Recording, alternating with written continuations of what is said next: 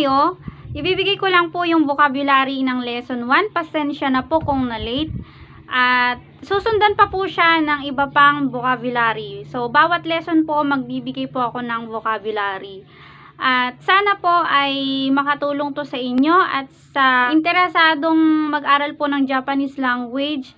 Ito na po yon. I-enjoy nyo lang po yung pag-memorize. Simulan na po natin.